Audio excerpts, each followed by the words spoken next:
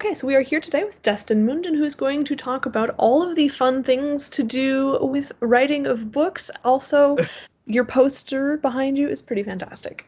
Thank you. I like it a lot. Yeah. So tell us a little bit about yourself and what you're working on at the moment. All right. Hello, I am Deston J. Munden. I'm a science fiction and fantasy author from North Carolina. I'm currently working on my second book of my fantasy series and my science fiction series. Well, the second book of the fantasy series is done, but Uh-huh. the second draft, the first draft of the sci-fi series is on the way.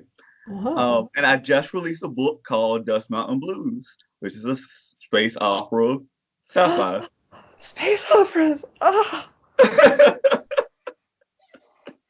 I love, yeah, definitely one of my favorites because, well, I mean, it's a space opera, it's, yeah, you can't go wrong with a space opera. right?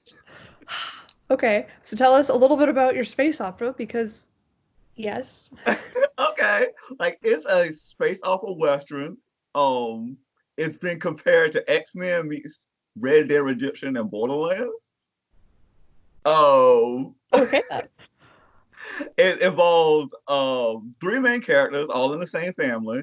Mm-hmm. There are basically space hillbilly mutants that um does moonshining operations, and they have caught the eye of a colonization Oh empire no. that Oh wants no. to take over their planet. Oh gosh. Uh, it's fun. It's fun to write. Yeah, it sounds like it. I mean, that's just, I mean, huge amounts of trouble right there. Okay, so that one recently came out? It came out March 24th. Oh, so like last week. hmm Cool. Fantastic. Very exciting. And now this other sci-fi series, is that this I have series? I have a fantasy series, Fantasy which is series. that Yeah. is like a D&D adventure type of story. It's high Oh, fantasy. It follows inhuman main protagonist, which is an orc, uh-huh. and it's kind of swords and sorcery, kind of espionage. Um, Espionage. yeah, Ooh. because the main character is a spy master, so he gets a whole bunch of information. Huh. And it's great for fans of Warcraft, Dungeons and Dragons, Sanderson, Mm-hmm. and Michael J. Sullivan, and it's Uh-huh. called Tavern. Okay. Very cool. So I want to know more. Okay. Um, it's it's a really big world. I plan it to be like either like from like 9 to 10 books, even more. And like it takes place all in the same era, Mm-hmm. and like you might not have the same protagonist every book, but like you will see the protagonist of the other books and Oh, within okay, it's like sure. this huge shared world. And the villain, one of the antagonists, I won't say who it is, Oh. is on the spectrum, and Uh-huh. like my main character is trying to help him get out of his situation because he's attached to his father, who is a terrible person, but Ah. he's connected to him so like deeply that he don't want to like let go.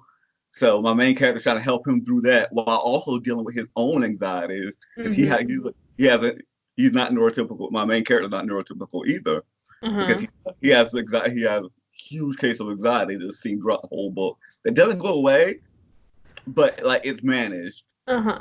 throughout the series. Mm-hmm. Oh, how So yeah, fun. Interesting. And all of that in a fantasy world, which is always fun to write about because yeah, magic. and it's huge with magic. So like literally everyone can perform magic in this world. It's Everyone. like Oh, genetic. yes. See, I could just, like transplant myself into some of these worlds and all of a sudden it's just, poof. So yeah, like it's been a great experience writing both of these series. As wild as they sound. Well, I mean, it's fantasy and sci-fi. Some people like that stuff a little bit more grounded. Don't expect that here. Okay. Cool. Good to know. So as far as the let's go with the world building, and we'll start with your sci-fi series. Okay. What's that like? Because you've got your moonshine runners and you've got your colonization thing going Yeah, on. Is this it's like interesting because the world building of this world is much more gradual than my fantasy one hmm because like the main characters has been in their own little bubble for so long. Oh no. Oops. So like it kind of comes out kind of gradual. Like you start to see how expansive this empire that they like going against is as the hmm books go on. And like I had to like develop these like planets and these ecosystems and I'm like, oh, but it's Wow. been fun. Like, But I mean, it's hard to do a whole empire in the stars. I mean, one planet is hard enough, but a bunch of them? yeah, that's why I was like, let me start off in my first book just staying on this planet hmm hmm because I didn't want to get overwhelmed with Yeah. several planets. Uh-huh. So I was like, let me start on this planet and see how it goes, and then expand it outward on Okay. previous books, on just sequential books. Yeah, yeah. And how many books are going to be in this series? This is only because a 3 book series. This will be a Okay. trilogy in this one Okay. because if people ask for more, I have open options. But Yeah. right now, it's just gonna be a trilogy Okay. for the sci-fi one. A trilogy space opera with people trying to fight against the colonization empire. I love it. Yeah. Okay, so I want to know more about your main characters in that series. All right. The main characters are Drifter, hmm Appetite, and Kendall. Drifter is the Appetite? oldest. Yep. Drifter is the oldest. He's like the grandpapa of the group. Him and his 5 brothers was the one that like escaped. Because they're a mutant family, so they hmm escaped like hmm prison planet, and living on this like backwater planet now. And he's like the grandpapa. He's kind of gruff. He's don't like change.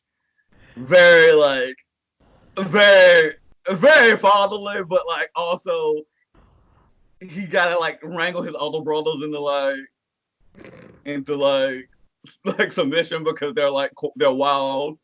Oh And God. the second generation is followed by Appetite.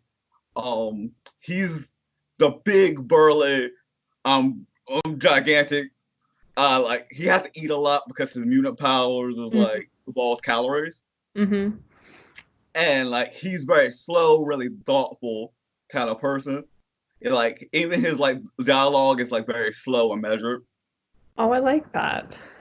Like, and then the last one is the granddaughter of the group, which is Appetite's daughter, Kendall, which is like the fiery. I'm gonna like bring it to people.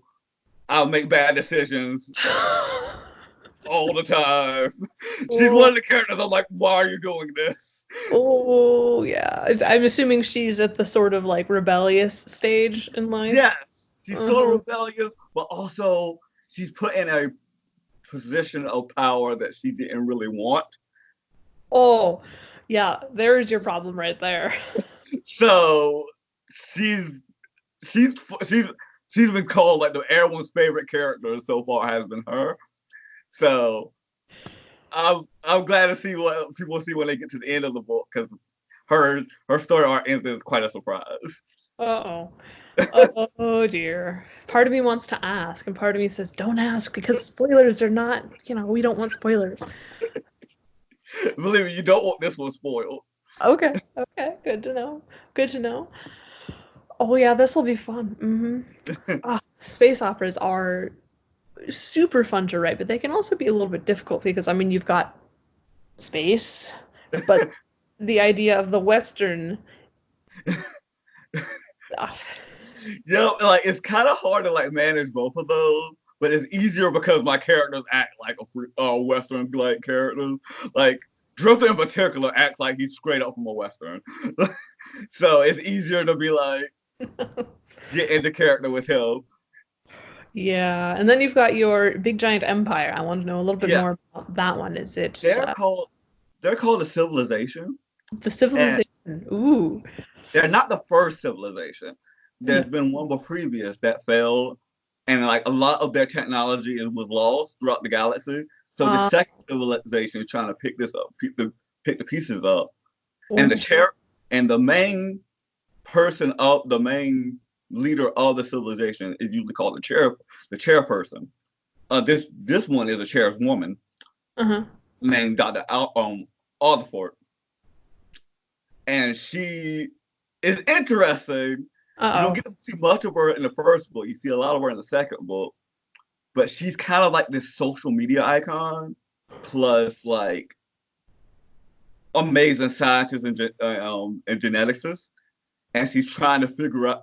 And one of the Mrs. Pieces that she from the previous civilization is the mutants. Yeah, I was gonna And say, where do they come in? Because yeah, you stuck them on a prison planet. I mean, okay, seems to be a little problematic there. yeah. So they escaped and like was lost from the first civilization. Hmm. She's like, I'm gonna find those, and I need to know more about them. So that's her main goal. Ah, I assume that the first civilization created them for some probably nefarious purpose. Yep. Very nefarious purposes. Hmm. No wonder they tried to get away. Yep. Very fun. Okay, so in terms of being a mutant, I mean, I know you've said it was X-Men sort of related. Is it very much like that, or is it just genetic abnormality sort of a thing? It's more genetic abnormality. There are some like regular kind of like X-Men like powers. Like one of the Drifter brothers is telekinetic. Cool. But Drifter himself can turn to a giant lizard insect thing. So they're Wow. like they're wild. Yeah. Okay, then. Very cool. Giant lizard insect thing. I'm a little bit, It's huh. they kind of like the aliens from like the movies, Uh-huh. the alien movies, like Uh-huh. but like Uh-huh. bigger and like mostly lizard, but have like insect like plating. Okay. Okay, You that's can better than almost what I was ask, imagining because I was like big giant praying mantis with lizard tail and nope, point more fangs. lizard, less insect, Got but it. like he does have some insect qualities. Okay, cool. Fun. Ooh, yeah, I can imagine this would be problematic for the people they're going up against. Yep. Oh man, this is gonna be huge amounts of trouble. I can tell. Mhm. It's really fun. A lot of conflict. Yeah. Now for your fantasy world, Hmm. so this is D&D, War of the or War of the World. H2L. No, no, World of Warcraft. Hmm. So you said everyone's got magic? Like yeah, Okay. everyone everyone has magic in different degrees. Uh-huh. Some people never really learn their magic. The magic is called runes, and everyone's born with one rune, Uh-huh. and that rune is basically like what type of magic you can do for the rest of your life. Very cool. And um, it changes from race to race. Mm-hmm. Some races have more like, for example, the orcs tend to have more nature based um runes because they live out in the nature, Sure. while like the dwarves have more like metalworking Mm-hmm. runes and enhancement runes, even though like and flight runes because they're sky dwarves. Sky dwarves. Cool.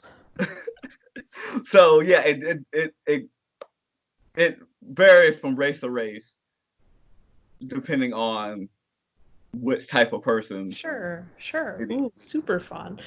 Mhm. But also, I like the fact that it's kind of evened out over everybody, because if everybody has magic, then you don't get some of the conflicts that tend to arise in a lot of fantasy stories from magic or Magic. thereof. Yeah, Yeah, exactly. That's all I wanted to. But I also was clear that some rooms don't exist. Like, I'm not a fan of time travel, so time rooms doesn't exist, or because it just gets complicated. I mean, I love the complications that come from time travel. It's so amusing. But yes, I can see how that would be problematic. So I was like, let's make it like simple. There are like kind of like time manipulation rooms that like can like make it like a little time bubble, Sure. but like there's no like time travel rooms. A So useful thing to have. Got yeah. Also, like there's no like stuff like mind control rooms or either, because it. that also be very problematic to deal Yeah. with. So I was like, no, I don't really want that to be a thing. Like illusion rooms are a thing, but Yeah, like sure. but complete like mind control, no. No, I can see how that would Because be problematic. problematic. Yeah, just my army of mind controlled slaves. Yeah, so nah, we're Let's gonna avoid that. But yeah. there are interesting things because there are like necromancy rooms are a thing, Oh, so you but can they're have not, an army of undead. you can have an army of undead, just not an army of living people. Like without their like knowing. But like not all necromancers like in this world are considered evil. Because one of the best kings in this world was a necromancer. Oh, And he cool. set up a school for necromancy. Aha. Very cool. See, now I'm imagining like dead people serving dinner and dead Yeah. people cleaning the house. So it's not like a complete like unheard of thing. It's just something that like you have to be taught to be Right. used in a good way. Sure. Just Sure. like everything. Yeah, super fun. Oh, that's great. So as far as the writing process itself, from Mhm. idea in your head to presumably money in the bank, although some of us indie authors are living on bread and cheese at this point. Yeah. What's your least favorite bit? Editing. Editing. Okay. Editing is my least favorite bit because then I start seeing everything that I did wrong. Oh no. Oh Uh, no. and but like it's not as bad as it used to be. When I first started Tavern, editing was like I'm the worst writer ever. How could I ever like do this ever? But now that I've edited several other books and have an editor that like can look over it with me, Mm-hmm. it has become a lot easier to like deal with the editing process without worrying about every sentence being like exactly perfect. Right. How often do you have to change like large bits of the story during the editing process? Kind of often, it depends on my beta readers because Uh, my yeah. beta readers will be like, "Yeah, this doesn't make sense," and I'll be like, "Oh, They always pick your favorite parts, I have found. yeah." You'll be like, "Oh man, this is good." And they're like, "Ah, yeah?" Question mark. But I'm like, "Oh, here come the but." Oh, the process of editing. Yeah. Mm-hmm. Sigh. Oh well. Oh well. It doesn't take forever, and it is only one small part of the process, so Yeah, it's always a good thing. it, Very. it feels longer than it is, Oh but yeah. once you get it past that, like editing is like really easy. Okay. Okay. So apart from these two series, do you have any plans for other things? Not particularly. I do think that like after I finish my sci-fi series, I'm gonna try to do something with like Greek mythology Ooh. because I'm a huge fan of Greek mythology, Yeah. and I wanted to like having ideas in my head about like a Hades main character.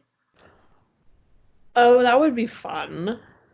hmm I've just been thinking about a Hades Persephone main character idea, mainly because their story is very interesting and like has a lot of like Yeah. Well, it can go a bunch of conflicting. different directions. Yeah, it has a bunch of conflicting events Yeah. that some people like, Yeah. yeah, they're totally in love, and then others like they're not in love at all. And I'm like, I Yeah, want to know. I Well, do.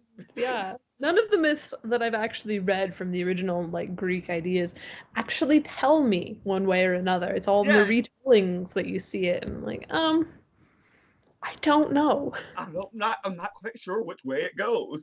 So I would like to see my own like spin on it, especially as Hades as a character Yeah. and Persephone as a character. Yeah. Well, Hades is one of the more, I think, emotionally complex Greek gods out there And compared like to Zeus. And and well, weirdly one of the better of the brothers, because all both Zeus and Poseidon aren't really that great. So I mean, most of what they did was, have offspring with humans. yep, and that's their favorite pastime. It's like, great. Well Great, done. that's fantastic. It's caused many problems. Maybe you should stop. But yeah, that's the idea that's in the back burner right now. Fun. Very fun. But of course, you've got, 9 or 10 other books for this Yeah, fantasy series that you said. Uh-huh. And you did say that they were all going to be sort of different characters? yeah. We will go back to certain characters. Sure. Like Zell is like the main. I would say he's the main character of the Hmm. series. Hmm. But there are some books, like book two, leaves his point of view to a character that was in book one. Hmm. Hmm. And So I assume that many of the things that are happening are on the epic scale if you've got yeah, this many books and this many characters. yeah. Like there's a villain in the background that you don't quite see yet. Uh-huh. Uh-huh. And a plan by one of the like villains in the first book that's slowly building its way up. Oh dear. Because he has all the time in the world. Oh dear. Yeah, this is going to be problematic. These poor characters, they're going to be going and going and going, and all of a sudden, oh, well, you know. There's, Um, I imagine that's fun to write. it is. It really is. Especially knowing what I know. Mhm. Is And is it gonna all in happen. your head, or are Yeah. you like actively planning things out? I I'm not much of an outliner, but I do have notes. Notes are good. Notes are very useful. Because I can't keep it all. I can't keep it all in my brain. Oh gosh. There are too many things out there to keep in the head. Yeah, I Oh, I'm don't have impressed. no space. Yeah, I'm always impressed with people who can manage it. I'm not one of those people, so I have to take notes. Yeah, yeah. So for people in your genre, and I'm going to pick the space opera as opposed to the fantasy because there are lots and lots of fantasy Mhm. writers out there. Um, is there an author whose writing abilities you'd like to steal? Oh, Gareth Powell from I don't know if y'all like Yeah. see him on Twitter. He's phenomenal. Like he's Okay. one of my favorite like science fiction like writers. Okay. Okay. Why? Oh, his character work and his like world building is phenomenal. Yeah. Anytime like I read one of his books, like I'm rereading his first book now, it's just so good. Okay. I enjoy it a lot. Yeah, the character building is always my favorite part. Well, the languages is always my favorite part because I'm a linguist, but I mean, after that, the character Yeah. building. Character building, like I do like language a lot. Like so, Mhm. but like I enjoy when I can connect to a character. Right. Yeah, absolutely. Now, as far as languages, since I am a linguist, I have to ask, have your characters who have been isolated for all this time, do they speak the same language as the rest of the empire? Yeah. They do speak the same language mainly because they were brought and they were raised in that prison camp. Oh, okay. That makes Um, but like I have this like thing where like the outer planets tend to have a more southern type drawl. So you can tell who's from the outer planets and who's from the inner planets. Ooh, that's so fun. Yes, I love it. That's great fun. Oh, Yeah. Okay. Favorite parts of the story right there. As far as your fantasy world, do you have different languages between the races, Yep. or is okay, very I fun. haven't like gone completely into like because I'm not like I can't develop languages as well as like say like Tolkien, but I they are don't think many people can. yeah. But I do take languages from our like world and kind of Hmm. flip them over. Like for example, the orcs speak more kind of like a mix between Japanese and Swahili. That's super cool. And that's how it's like sounds like it's That's like fun. Ooh. Ooh, I'm trying to imagine those languages like combined. That's really cool. Yeah, okay. I'm a bit of a language nerd. We'll move on. Mhm. So for people trying to get into the world of fantasy writing or space opera writing or whichever, um, are there traps that they should avoid? I would say don't get too wrapped up in what you think the genre should be like. I've seen Okay. a lot of people like ask, "Oh, can I put this in my fantasy world, or can I put this in my science fiction world?" And Hmm. I'm like, just do it because as long as you can explain it Hmm. in your world, Hmm. it's okay to use. Okay. Do you Like, have examples? for example, largely orcs have this very mean, I'm gonna take over, I'm gonna raid villages mentality. Hmm. And that what people sort of came in expecting from my orcs. Hmm. And though they do have a violent past, they are not like that at all. Okay. Okay. Especially in this era. Because they have gathered together and made like kind of like a diplomacy thing. Of a diplomacy, they kind of have a parliament. Fun. Although I have to admit, what popped into my head was Klingons, so it's probably not quite what you were going for, but Yeah. that's my brain today. But yeah, like don't get into the fact that tropes and like already established things like elves, dwarves, and like whatever have to be a certain way. Like Hmm. me, I was like, I want my dwarves in the sky, so they're in the sky. Which Like, is fun. be open to like bending the like genre to what you want it to be, rather than like always trying to chase what you think the Right. market should be. Right. Write what you want to write. Yeah.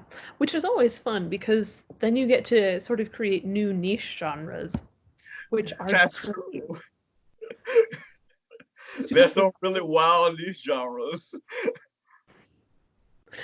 I have seen so many books that don't fit into one sort of genre, or it's like, oh yeah, this is classified as, I don't know, grimdark. And I'm like, well, I mean, should grimdark be that funny? Yeah, exactly. Like, I'm just not sure anymore. It's like, oh man, like, why am I laughing at this story that has this Grimdark? Like, should I be laughing? Is that illegal? Yes. Yeah, I've seen a bunch of that, and it's like, okay, this doesn't quite fit, but it's so good, and I really don't care.